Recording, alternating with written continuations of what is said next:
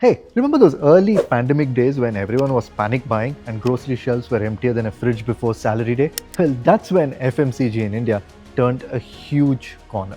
Now, while there was a massive 19% drop in April to June 2020, just like that, the sector bounced right back, all thanks to hygiene products and an unexpected surge from rural buyers. It's like playing fastest finger first, but with Maggie and toilet paper. But then, by mid 2021, global commodity prices went right back up. Suddenly, growth was all about price hikes while actual volume started dipping. Rural sales fell 3.6% by Q3 FY22. Things kind of chilled out by 2023. Inflation cooled, companies put those few extra missing grams back into our biscuit packets, and volumes finally ticked up again. But now, in 2025, well, things are steady, but they're not necessarily race car fast. Just look at the numbers. The big FMCG guys have barely managed 3% volume growth, with rural demand holding the fort for 6 straight quarters. Let me be honest, steady is a polite way of saying yawn. That said, while most are grinding along, a few companies are quietly pulling ahead and delivering solid returns. Hi everyone, you're watching Bottom Line by Grow. And today, we are going to break down 2 FMCG stars that are actually shining bright in today's slow-moving markets. Let's get into FMCG 101 for just a sec before we dive deeper into the show. Now, FMCG, or fast-moving consumer goods, are the everyday budget-friendly products that we all keep buying. Food, beverages, soap, toothpaste, you name it. Now, the sector splits into 3 large pieces. Now, we've got household and personal care. Now, this takes nearly 50% of the market. Then you have healthcare. Now, the healthcare takes around 31% of that market. And then you have F&B, food and beverages, that comes close to 19%. Now, altogether, they contribute to a solid 3% of India's GDP. That's a solid 3%. Now, one word that's joined to the hip with FMCG is defensive. Now, these products have short shelf life, massive scale, wide reach, and let's face it, stuff we can't stop buying even if the times are bad. And value here comes from tight supply chains, they've got strong branding, and they're really into rural market, where, by the way, demand is growing faster. And as of FY24, the market here, a cool 17 trillion rupees. Let's look at projections. We're talking 78 trillion rupees by FY23. That's an eye-watering 18.5% CAGR. And all of this is powered by rising incomes, more premium products, and better distribution networks. But as all things, of course, there's a twist. Urban demand is still soft. Now, even though rural demand carried that recovery, big cities are lagging, and thanks in part to the pivot towards quick commerce platforms. And people are downtrading. Smaller pack sizes, they're in. Cash, not so much. So, unit growth looks good, but the actual value, not as much. More units flying off the shelves, but not always more rupees. And the weather isn't helping. We've seen unseasonal rains that have been raining on everyone's sales periods, hitting the summer products hard in Q1 FY26. But any chat about FMCG, you also need to talk about how all of us shop. Now, quick commerce is now making a 35% of e-commerce FMCG revenue. But this is only 2 to 4% of their total sales for all the big players. It's hot in urban India, but profits are thin. And scaling up outside the top cities, that's a challenge. Now, if you take a step back, after the post-COVID boom, biggies like Hindustan Unilever, HUL, Nestle India and Dabur all cooled off. Valuations were stretched, PE ratios fell, and the pullback was inevitable. Now, over the past 2 years, the Nifty FMCG index has handed over just 5% CAGR. Solid if you love predictability, but not the adrenaline. The PA has now settled back to that long-term 10-year average. But here comes the real twist. A few companies are out there posting numbers that makes everyone else look slow. Let's talk about these 2. Who's beating the odds and how are they doing it? First up, Britannia. They're over 100 years old and one of India's most loved food brands.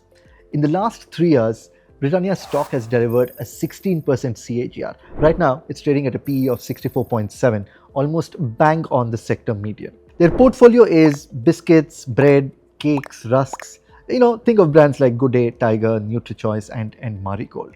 And biscuits, they are their superstar. Almost 75% of Britannia's revenue comes from just biscuits. You'll find one in just about every Indian house. And small pack growth in the industry owes a lot to Britannia. Bread and rusk, well, they aren't just growing, they're also getting healthier. You've got new protein and high fiber options in this space. And their dairy business is scaling up fast, especially with new value-added products coming out of their Ranjangaon plant, which is near Pune.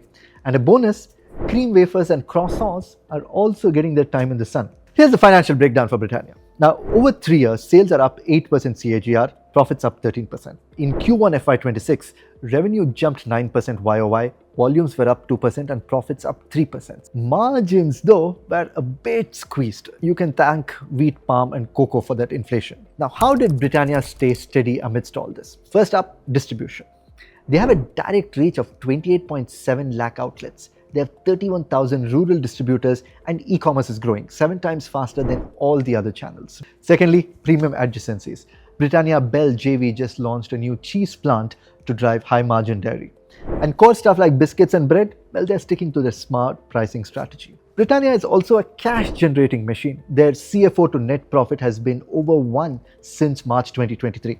That's their cash flow to net income ratio, where you see the quality of company's earnings comparing its cash generated from operations to their net income.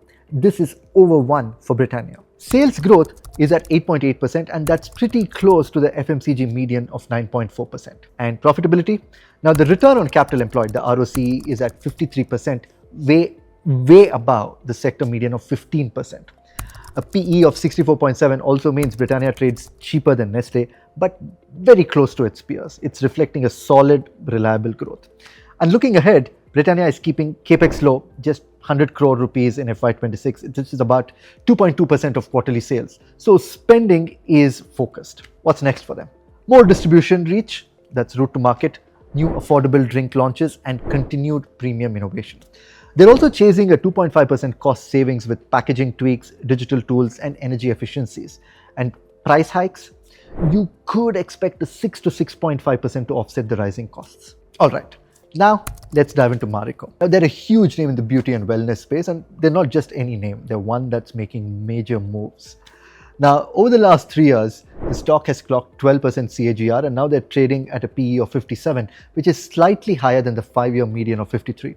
Marico runs 2 businesses. The India business has 75% of the revenue and the international wing brings in the other 25%. In India, their biggies are coconut oil, which is 38% of their business, value-added hair oils and Saffola edible oils, which accounts for 19%, and food, which accounts for 11%. And this includes oats, honey, soya, millets, and snacks. The rest is made up of newer premium products. Now, over the past 3 years, sales were up 4% CAGR, but profits were up 10% CAGR. Q1 FY26, well, revenues soared 23% YOY, profits up 9%. In India alone, the revenue jumped 27% and volumes were up 9%, with foods and premium personal care leading the category. And international business, that grew 19%, with Bangladesh, Middle East and North Africa staying strong. But all is not really rosy out here.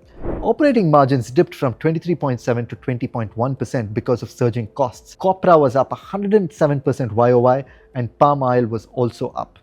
The material costs hit 53.1% of its revenue versus 47.7% last year. But ROCE at 45%, again, walloping the industry's 15%. Now the balance sheet is super light.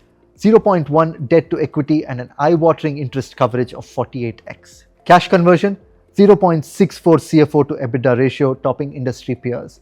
Though cash from operations as a share of net profit has softened a bit due to higher working capital. Looking forward, Marico wants over 25% food CAGR and expects digital-first brands to grow 2.5% in FY27. They're targeting 1,440 crore rupees from foods and 1,125 crore rupees from digital brands. International should keep growing at double digits, and their project SETU, Strategic Enhancement of Trade and Union, will push their direct reach from 1 million to 1.5 million outlets by FY27. Plus, they're open to new acquisitions. So, what's the bottom line? Britannia and Marico are winning by stretching beyond their base. Britannia through cheese and dairy, and Marico through food and premium personal care. Both of them have excelled at distribution, digital strategies, and cost control. Marico's Copra down cycle, Britannia's smart pricing to manage commodity spikes. Now, diversification is paying off. Now, Marico's international business, especially Bangladesh and Middle East and North Africa markets, adds stability, while Britannia's dairy joint venture brings in extra non-biscuit revenue. Risks, though, well, they are still there. First up, volume slowdown. Cities are seeing weaker sales as quick commerce changes promo cycles and trade margins. Secondly, you've got to keep an eye on those upstarts. Now, private labels and regional brands are eating up market share in a very price-sensitive market. Now, smaller companies grew 17% YOY, while the giants clocked in just 6.4%. And of course, commodity prices. In Q1 FY26, palm oil was up 45% YOY, cocoa up 35%, copra and rice brand, they jumped 107% and 31%. This squeezed margins and it squeezed profits. So, there's your deep dive, Britannia and Marico, showing how to hustle and diversify in a slow market. But now, here's a big one. Who's going to adapt quickest as consumer habits and commodity cycles keep shifting? Are we set for safe, steady compounding in FMCG? Or is a breakout around the corner? Drop your thoughts in the comments and let's keep the conversation going. Thanks for watching this edition of Bottom Line by Grow.